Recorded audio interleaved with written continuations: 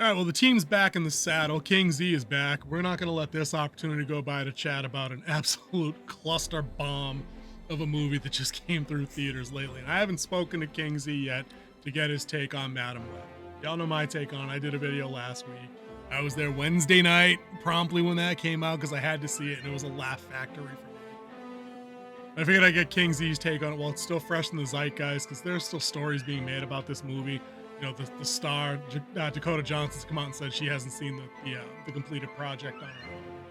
There's all these articles about Marvel behind the scenes, kind of scrambling to like retool and reconfigure some things, and they're trying to pump the industry full of stories about the Fantastic Four casting and the X-Men '97 trailer release. The Wolverine Deadpool story is gaining momentum because that's coming out around the corner. They're doing anything they can to get away from this and avoiding mentions of how little it's going to make and how it's likely going to perform less than even the Marvels did, which still ranks 33 out of 33 of the MCU movies, having barely crossed 200 million. Well, this one isn't MCU though. This one's Sony Spider-Verse. I won't even insult Spider-Verse. Yeah. It's the Spider-Man villain verse, I would call it. I think they call it the Venom verse unofficially. I think that's what they call it. But I've never seen any like media with that actual label. Yeah, where you actually never see like Spider-Man in any of these. It's everybody but Spider-Man, and that was one of the funniest parts of Madam Web, is that Peter Parker's in this movie, but they can't say his name because they don't have the rights to say Peter Parker. They don't have the rights to say May Parker, like that they could use Ben Parker because he hasn't been featured in anything recently or some nonsense. In the MCU, there, right? I thought that was kind of funny, dude. So my thoughts are already known. You guys can go check out the video. I'll do one of these finger pointing things that everybody does, and I'll try to remember that I pointed generally over here. Oh, by Spider-Man. That's right. Canvas print of him up there. Dude, real quick, 10-second first impression of the movie, because you had me going for a second the other day when I said, dude, when you get back, let's dunk on this. And you're like, what makes you think I'm going to dunk on this? I was like, oh, son of a bitch. He's going to do that thing. He's going to do that thing where I said something was absolutely awful. He's going to make me think about it for an hour. And then I'll be, all right, it's not awful. Dude, 10 seconds. Overall impression. All right. So after seeing your review, because I saw it, I was technically on vacation. My wife actually came up to my undisclosed location and spent a week with me. And that's who I went to go see this with, as we were just trying to spend time together. And movies are not that expensive, and there's nothing else out. We've already seen One Love, which I do recommend go see that. So we're sitting there and we were watching it, and I was catching on to things. I went in very low expectations. I saw the report about the actress not actually seeing the movie, her complaints about her co-stars, about them being annoying, and like the only reason she did this job is because she got paid. Don't blame her for that. Cash that check, Dakota. But knock yourself out. Like, that's cool. But I wanted to like it because I liked the idea of Madam Web.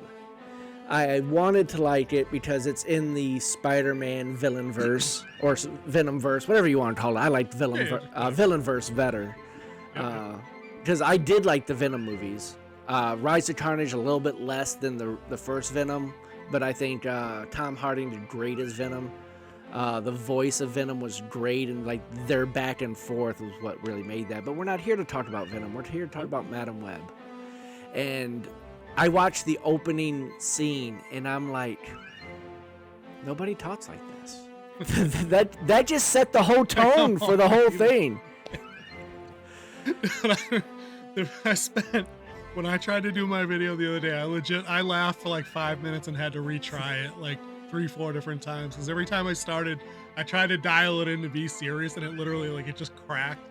So I'm like, I see people online talking about this movie is that you can't take it serious and it's so bad it's good. And I'm like, no, this movie barreled through the barricade of so bad it's good right into like the badlands of just this is crap, right? And I can only laugh about it in retrospect, and exactly what you just said right now, how nobody talks like that. This movie, and I don't remember if I made this comparison in my review or not, but the acting from her specifically was so tonally weird. Cardboard? It was like not even, it was just weird, right? It was like Wahlberg in The Happening. It was just off. Like, it was just bizarre. Where I think they were trying to do some comic relief at different points, or add some levity at certain points, and it never landed. Like, it was just, No. it was like, if it was 3 seconds later, it was just misdelivered. And I'm like, oh man, like, none of this is funny. And like, outside, I mean, I think they had one good scene, one serious dramatic scene where her boss dies, the captain of the ambulance company. Like, they wanted that to hit so hard, like hard. They wanted that to be Ben Parker bleeding out in the street. But the problem with that was that they never built the relationship between her and her They were boss. in a barbecue for 2 minutes. It would have hit harder if it was Ben. Yeah. And if you can't pick up spoilers, just say it now. Spoiler. Yeah. If you couldn't pick up that was Ben Parker at the very beginning, then you're just wrong. Because one, they cast a very great comedic actor to play a sidekick in a movie. Like, no. And then they kept calling him Ben, and they're like, "Oh, he's gonna be a great uncle." And I'm like, "Oh, come on, could you telegraph it anymore?" Didn't it have his name tag, or am I just remembering that because I know what those uniforms look like, and they typically do have like the name pin that would say the last name. No, it said the first name. It said Ben. Did it say Ben? Oh, yeah. See, that's a scam and a half, because I'm pretty sure hers said Webb on it, because that was her name, Cassandra Webb. So that's playing a little loose with the rules over there, a little loosey goosey. But yeah, dude, I think that was that they wanted that scene to absolutely obliterate, like the death of Bruce Wayne's parents. You know, Ben Parker in the alley, Superman in the Fortress of Solitude talking to his father. Like, they wanted that punch. You know, Professor Xavier talking to Logan or talking to Jean. Like, there's a million of those scenes that we know coming up from comics. And even when the MCU gets things right, they wanted that moment. And my God, it was like watching somebody fall down the stairs, slide across the floor, and then fall down more stairs. That's how off this whole production was for me, like, emotionally and totally. But I mean, not even to talk about just how bad her performance was. I mean, she did get a little bit better towards the very end of it, where she got to do her little stuff a little bit. She did get a little bit better.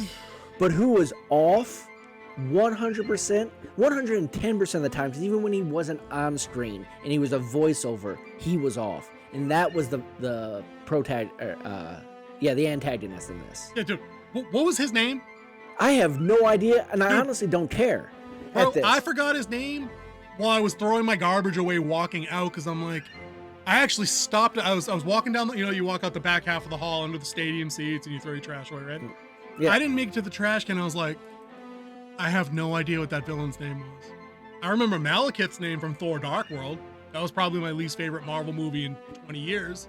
I don't remember his name. I don't care. I thought that character was stupid. The actor had such bad delivery of his lines, of his motivation, everything. It was just bad. And the best part is when walking out, and me and my wife are in the car, and I'm like, and I always do the same thing, like, so what do you think? Yeah. And she's like, for the first 75% of that movie, there was no likable characters. Who was likable at the end? The girls got a little bit likable. Oh, okay, I'm glad you said that. Let's talk about them for a couple minutes, because the setup for the criticism for this movie, I think, was always going to be what people warned about. When they started making this movie 3, 4, 5 years ago, we were going to enter that peak girl boss phase. It's female led in the movie. It's female led behind the camera. I think a woman wrote the crux of the film. Also, you have not one female lead. What's that? I'm like, she needs to spend some time at a coffee shop and listen to conversations. Saying, you get a female lead. There's 3 female, like, supporting, like, sub-character main leads, like the group, the team that they envisioned 5 years after the fact having their team up movie, So it had all those things ready-made for people to be critical of, right? And I think, much like you just said, I came out of that movie saying to myself, they weren't remotely the worst part of this movie. They were paper thin, they were kind of dull, but it wasn't like nails down a chalkboard watching them get on in the diner scene, and when they had to, like, take care of each other later in the movie. But none of them were developed enough in any meaningful way for me. I don't know, like, did you have a favorite of those 3? I mean, I thought they were like paper thin D&D characters that had just been like pre-rolled.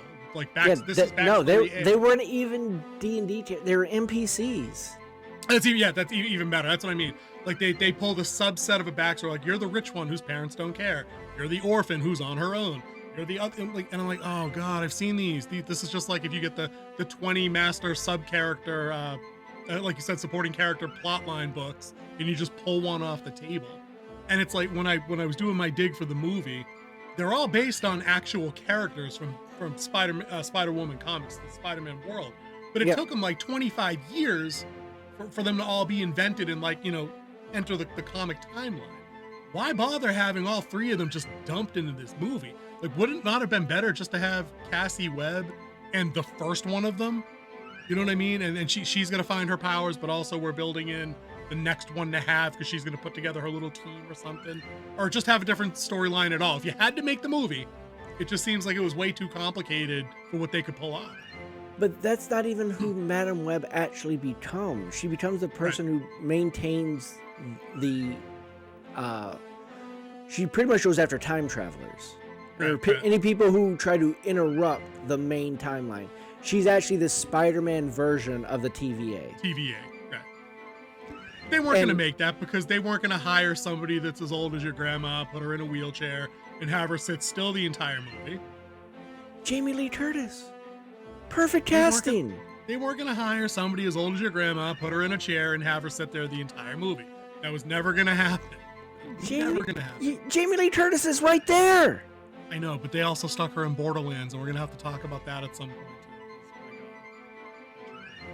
I don't know why they thought Kevin Hart could play Roland. But anyway, again, side note, different problem, different day. Madam Web, right? Yeah. A lot out there today. So, I don't know. I didn't mind the three girls. What did you think of them from their entry point where they were antagonistic to each other to the end? I did not think that it was one of those female empowering purpose movies. No, they stuck to pretty much what they wanted to do. And as I was watching, let me say this. As I was watching, I'm like, there is a good movie tracked behind a bad writer and a bad performance. Agreed. There's a good movie in there. There are points that was good. And I kept thinking of the Nicolas Cage movie Next. Because that's exactly what Madam Web becomes, where she could see the different timelines and see how things are going to, I can look here and see what's going to happen. And then, like, in Next, you have Nicolas Cage, who just see, I think, 11 seconds in the future, except for one person who has a huge impact on his life, he could see. But then he expanded his powers enough where he could go through every possibility he could walk through and see where it would end, he would end up. And that's exactly what Madam Web was. So they've already done the movie. The concept was out there, and he was preventing a nuclear attack. She's trying to save these three girls because they were going to be killed. And, like, it had nothing to do with, like, her trying to build her nest or anything. She saw their death, wanted to save them because she saw the death. And then it turned into something much bigger after that. But the girls themselves, I thought, like you said, it was cookie cutter type stories. You had no real attachment to them. As my wife said, 75% of the movie, you have no likable characters. Like, you have the rich one who doesn't care, who flipped off an ambulance. I mean, first off, that opening scene with the ambulance, like, who's not getting out of the way of an ambulance? I don't care if you live in New York City, Chicago, or rural Minnesota. You're going to get out of the way when you see those lights. You're probably not going to, and even if you don't, you're probably not going to flip one off walking away. Yeah. That was just weird. That part was weird. And first off, and then she turned the lights back on and the siren. Why did she turn them off in the first place? I had a checklist of stupid scenes like that I just noted. I'm like, that's not how that works. That's not how that works. I've worked adjacent to that field for a long time. That's not how that works. But like I said, it could have been a really good movie that was tracked behind bad writing. I agree. One of the things I mentioned quickly in my video, if you remember, I said, I think I've seen this kind of movie before in, like, the early 2000s, where, like, they could have had a Sandra Bullock character who had that ability. She saw 15 seconds into the future, and for whatever reason, she felt compelled to protect somebody she saw dying. But instead of a Spider-Man universe thing, it should have just been a serial killer. There were these 3 women that a serial killer was after. She saw their deaths. She knew she had to prevent them for whatever mysterious reason she wasn't fully aware of. But they could have legit just spent 90 minutes doing the cat and mouse thing, like a bunch of that kind of subgenre of thrillers has done. You know, movie not specifically like Memento, but you know, I mean, that feel of those kind of movies, like Memento or the one with John Cusack at the hotel when he ended up having like the split personalities. I can't remember. Identity. And I mean, there was a vibe for that kind of movie back in the day. Yeah, like the other movies like Hush with Michael Douglas, stuff like that. There was that subgenre of films that were just those thrillers that typically had like a female police detective as like the lead, or you know, or another female character that was just in the milieu of a bad thing that happened, and then for whatever reason she's the one that had the ability to see the future. I feel like there was a lot of that stuff like 20 years ago. This could have been that. It didn't need a fake Spider-Man villain that nobody's heard of this guy. Period. No. Or the tribe that had all these abilities that it was based off of. Nobody's heard of it. And that was some of the cheesiest shit that I've seen, even in comic book movies. You know, your mom came down here to find the cure for MS or for GB or whatever it was that you were going to be born with, and stop. Like, no.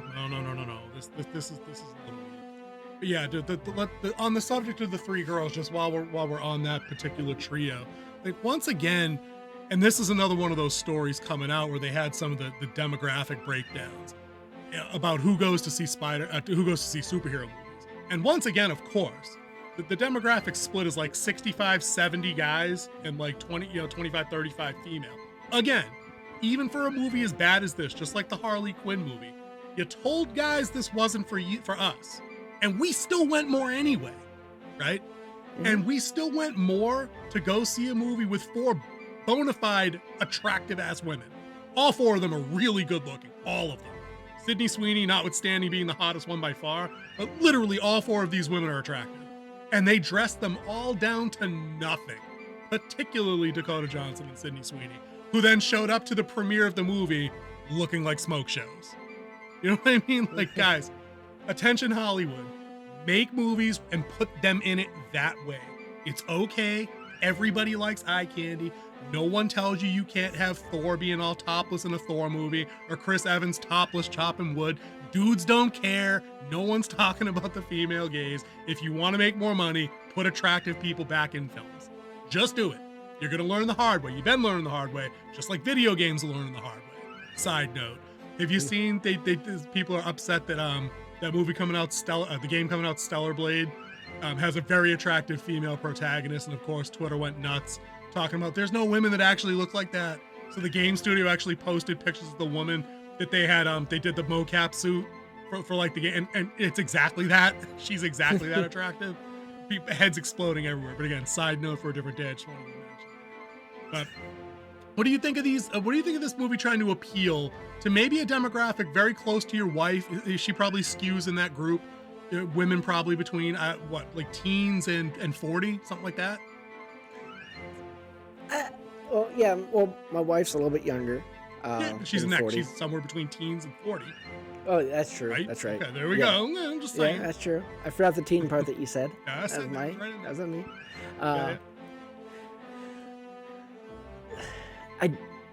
Honestly, I don't think they even tried that. They didn't try to appeal to anyone. They just tried to put out a movie, and yeah, that's what it looks like. It was like me grabbing 4 of my friends and like, let's go make a movie, and we're gonna put it out there, and we're gonna slap Spider-Man on it, and it's it's like the have you seen the Indian version of Spider-Man? Only in Across the Spider-Verse. No, not even that. Like, there's a Bollywood version. You mean real world? Oh no, God. Yeah, real world Bollywood Spider-Man. It is hilarious. I need to see that. I need to do a reaction to that. It's like that. Yeah. But it looks like cosplay. It looks like crap cosplay, dude. I don't mind movies that are made for different demographics. Yeah. I mean, so they need to see movies with, people who look like them, who are heroes and stuff like that. And it's not even like these are like certified characters in the MCU. Great, it's perfect. Why does it suck? But they deserve better. You need to get real writers in there. You need to get maybe a real director who knows how to pull something out of people, and maybe someone who actually cares enough to go watch your work when you're done with it, or do something that you're proud of that you want to go see. So that's the big thing.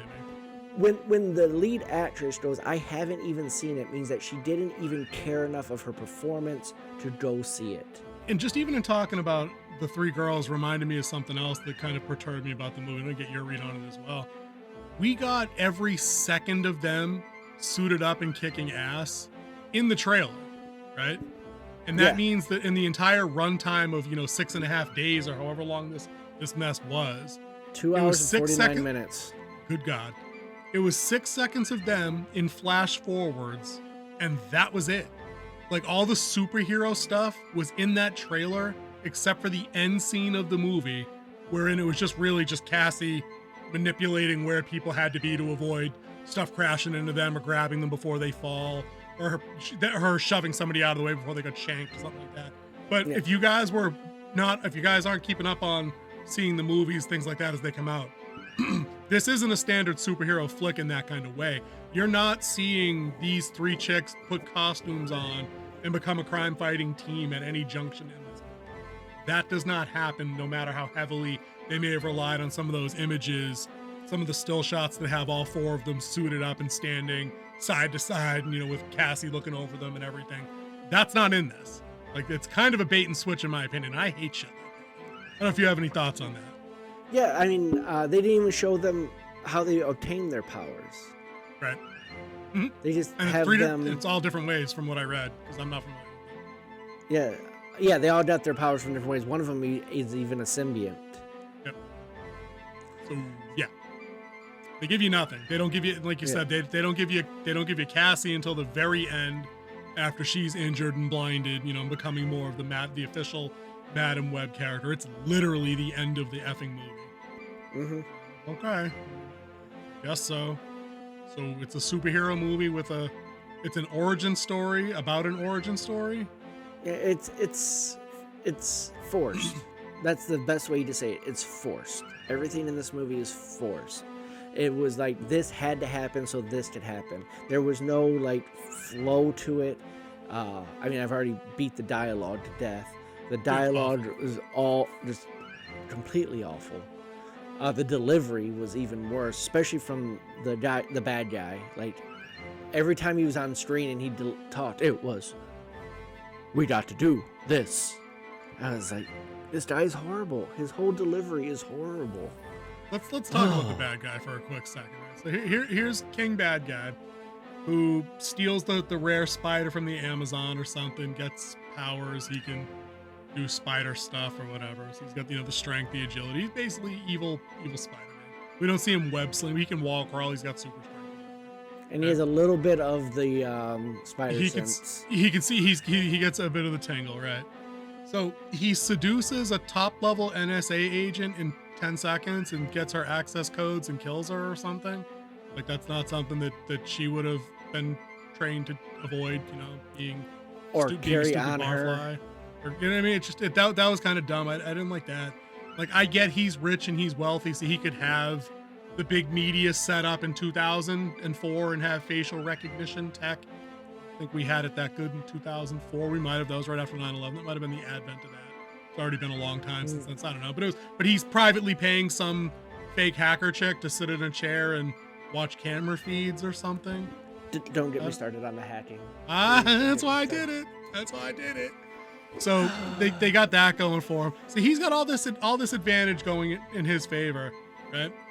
Yep. And for some reason, James Bond villain monologues every opportunity he has to kill any of these four people he's trying to kill. He's only trying to kill the three girls. Yeah, he's not out for Cassie until the end, right? Yeah. But he's got them dead to rights at several occasions, and because the movie needs them all to survive, because they're all named characters from the comics that they want to, perpetuate forward. Like, he fails. Like, it's one blunder after another without even any close calls. But did you catch the biggest part that was wrong? His premonition was that those three girls are going to kill him, and that's not even how he died. Oh, right. Yep. Now see, and that's another, and let's skip right to the end, because I think that's the last thing I want to talk about, right? The ending was so pathetically stupid, right? We get the setup scene where Cassie teaches these three girls CPR. Yep. Okay. Hang the neon sign right above it. We're gonna use CPR to save Cassie.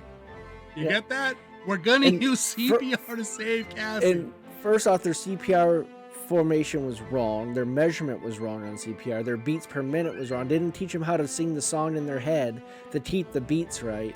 As a guy that's done CPR, yes. was the handoff was the only thing that they did right in the whole. And no one's doing breaths. Right. Every 20 compressions, you do 2 breaths. Let me tell you the other thing that doesn't add up there. And this is the unpleasant truth of CPR. Shit don't work like it works in the movies, boys and girls. If you can't get an AED in there to shock somebody, that person's probably gonna die. If it's a cardiac event, it's probably over. Also, that ambulance would have stopped immediately after the AED went off on the roof. Fact. That was kind of awesome, though, but still. That was one of the better parts of the movie. I'll let that slide because at least that was fun.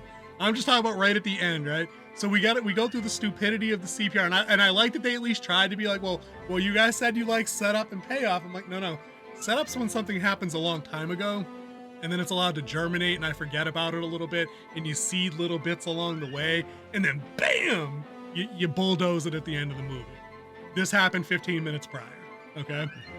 We get the whole Cassie assumes her place in the web of fate or some bullshit, and she sees all the outcomes, and she's moving people, she's moving the girls out of harm's way. They're running through an industrial park on the roof for some reason. I'm like, bitch, get on the ground. Everybody run on the street. Okay, stop climbing up towers and shit. Get down, right? They get they're all doing all their things. They're ducking out of the way. They're dodging some shit.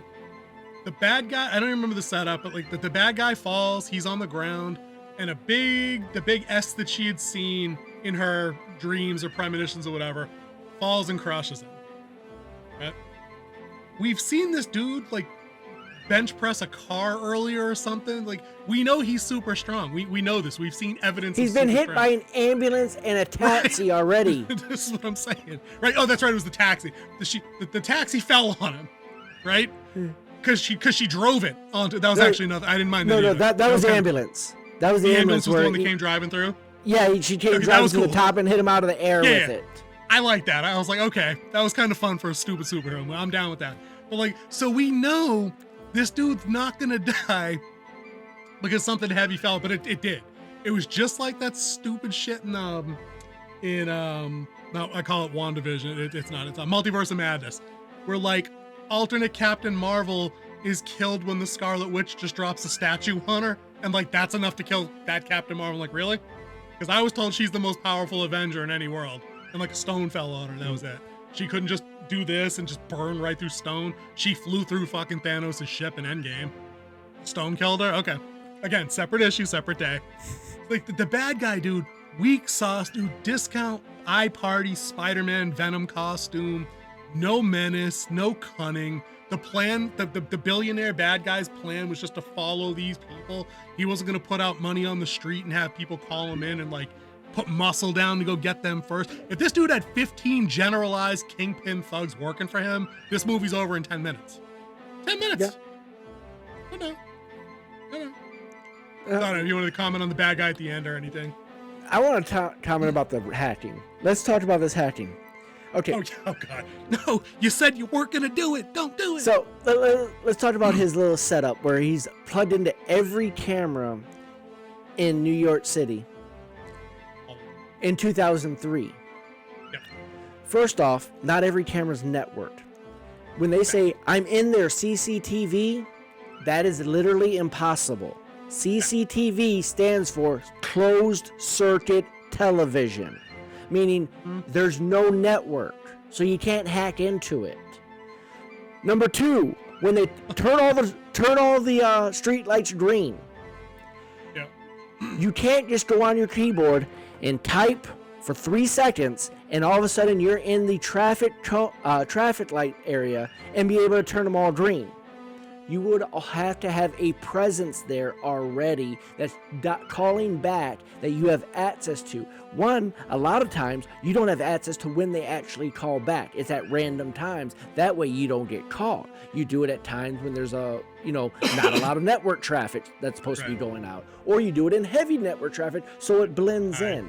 You can't just do it at will on call.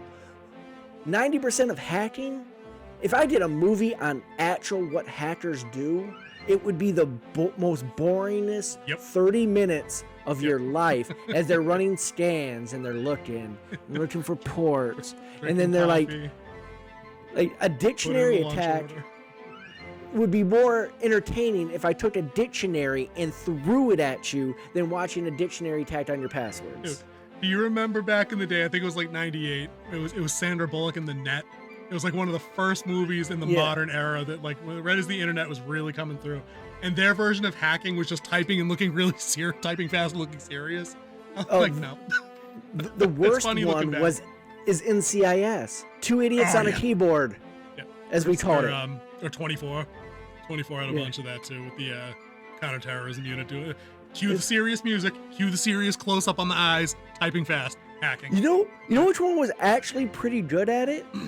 Was the first Mission Impossible movie, where Homeboy's sitting in the elevator plugged into the network. Oh my God, that would actually work. But you know what didn't work, dude? Just about everything about Madam Web, as predicted. And it's, I hope, there's videos being made now, big channels like the Critical Drinker, who we love here on Winter Wolf's Den, doing videos about like the end of the girl boss era. Let's wrap up our talk today on that kind of thought. We've had, let's say, since Ghostbusters 2016, we're coming up on like 10 years of we've tried to flip all these things on their head. Most of these projects have failed miserably. I think that with the exception of a few like what was the Oceans one that had all the women? Was that Oceans 8? I always get the numbers Oceans wrong. 8. That was actually really good. I liked it. This is what I'm saying. A lot of people lump that in with the list of like the woke female failures. And I'm like, the numbers actually don't bear that out. Like that movie did okay. I think it was enough star power and recognizable people that folks enjoy that they turned out for that. But for the most part, these movies, they also didn't force it about just women doing it. It just happened naturally. Right. Which again has always been the exception. And when you sit there and you write it that way, it would be better instead of trying to force it or flipping known IPs to all-female cast, like what they're trying to do for Pirates right now. Trying to turn this Pirates movie into all-female. It's going to bomb for that reason. I mean, if you want to do it, but why change a whole successful franchise? If you want to do a female-led pirate ship crew, then do it. Existed. Yep. Do it. Existed in history. But do your own stuff. It's okay. You should be original. Be original. Come on. King Z's a little frustrated, folks. I mean, let's talk about it. Jordan Peele is doing this. Jordan Peele was like, I'm tired of seeing movies like this. I'm going to start making movies like this. And he makes original movies. He's not doing a black man as Jason Voorhees. He's not doing a Black Freddy. He's making original content that is outstanding. That's how you do it. You don't have to go and take something that's already created and flip it. You go out there and you make your own stuff, and you make it good, like Jordan Peele does. My hat's off to you, Jordan. You are making amazing movies. I think that's a great reference point too, because when you look at these things that are getting flipped, like you said, the outcomes now border on predictably hilarious. Like we've taken all these things one way and flipped them to another. And you know what? If they had 51% success rate, I'd be like, okay, then if you're gonna go that route, you're taking your chances. The odds are in your favor. It's better than a hand of blackjack. Knock yourself out. But they're not. Like I said, Ocean's 8 is like one in like 15 or 20 or 30 attempts at this that work out. And when you've got the high-profile franchises that we're always referencing here that haven't been able to pull that off, wouldn't it make more sense for guys like us or guys like Jordan Peele or Sally Q, first-time director, filmmaker, film auteur, writer, like an actual creative person that has an interesting idea for a female lead, regardless of whatever her background is or whatever the job is going to be the character has in the movie? Wouldn't it be more cost-effective at this point to give that a shot? To put out a movie that isn't going to cost $180, $200 million, that hopes they can flip the interest in something like Spider-Man or Superman or Batman and then just gender flip it the other way, would it not just be a safer bet to not do that anymore? Like, we've got 8 years of data now, give or take, that suggests this is a bad idea. You know, I mean, like, where are the big successes? The mainstream successes? Look at Wonder Woman, the original, the first Wonder Woman movie. Outstanding, carrying the whole DCEU on her back. Mm-hmm. Because they had the material, they had someone who cared, and they wrote a good movie, and it was outstanding. Written by a dude. Written by a dude. You know, and I think that's a great example to hold up against something like Madam Web, where even though I'll go down swinging and saying this movie wasn't a girl boss movie, like there's 3 male characters in it. None of them are the victims of like any any massive fourth wave feminazism or anything like that. She had a very good relationship with Will Arnett's character and with Ben Parker. Like they were obviously friends. It was a good back and forth. That's not Will Arnett. That wasn't Will Arnett? No, that's not Will Arnett. I thought that was Will Arnett. That's not his name? No. Oh shit, who's that guy? He's not the guy from Step Brothers? That's Will Arnett. No. Okay. Who cares? I don't care what his name is. You look him up. I'm gonna keep talking. Right? She had a good relationship. Guys, it's Will Arnett, right? No, it's not Will Arnett. I'll tell you right. All right, he's looking it up. I'll listen. You look it up. I'll finish my point. She had a good relationship with that character, so that worked, right? They were going for a Adam good relationship. Scott.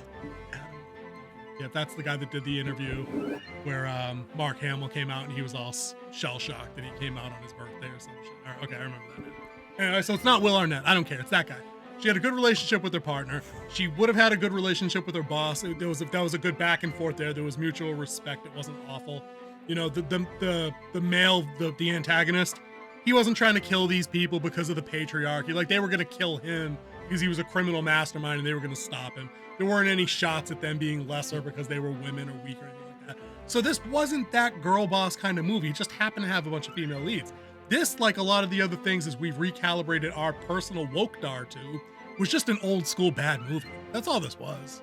Yeah. You know, we need to be able to say these things and judge them equally like we would if it had been all dudes in this movie. Like if it had been the same thing with the genders flipped the other way, this still would have been a bad movie. Right. Boring as hell, no punch, stupid dialogue. You know what I mean? No likable characters. Just as dumb. No likable characters. I mean, yeah. We're gonna call that how we see it there.